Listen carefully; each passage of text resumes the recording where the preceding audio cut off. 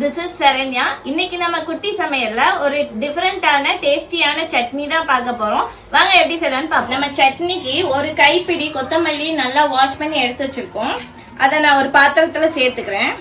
2 medium size வெங்காயம் Rafah slice பண்ணி வச்சிருக்கோம். அதையும் உள்ள சேர்த்துக்கிறேன். கார உள்ள பச்சை மிளகாய் 4 நம்பர் அதையும் உள்ள சேர்த்துக்கிறேன். அது கூட ஒரு சின்ன 2 விதை அளவு புளி போட்டிருக்கேன். ஒரு மீடியம் சைஸ் தக்காளி 2ஆ கட் பண்ணி போட்டிருக்கேன். பூண்டு ஒரு 5 பல் போட்டிருக்கேன். அதுக்கப்புறமா இஞ்சி சின்ன துண்டு போட்டிருக்கேன். அது கூட ஒரு 4-5 கல் உப்பு போட்டுக்கிறேன்.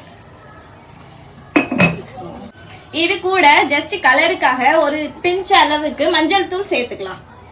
இது கூட ஒரு 1/4 டம்ளர் அளவுக்கு தண்ணி சேர்த்துக்கலாம். இதெல்லாம் சேர்த்து ஒன்னா கொதிக்க வைக்க போறோம். வாங்க எப்படி கொதிக்க வைக்கலாம் பார்க்கலாம்.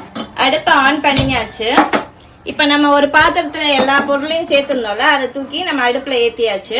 இது ஒரு 10 மினிட்ஸ் வேகட்டும். நல்லா வெந்துருச்சு.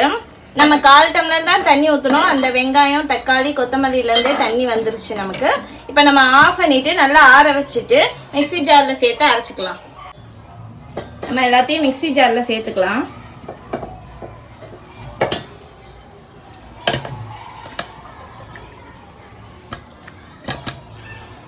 அந்த தண்ணியும் அதோட சேர்த்தாச்சு. நம்ம அரைச்சிட்டு வந்துடலாம்.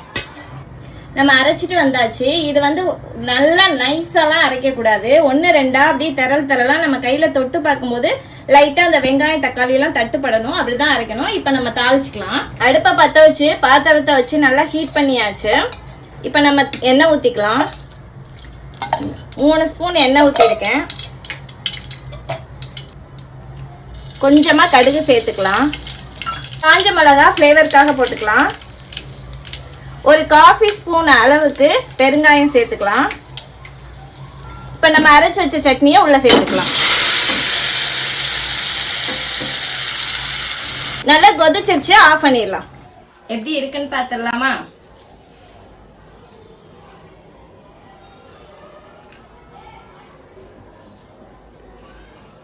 நல்ல ஃப்ளேவர்ஃபுல்லா இருக்கும்.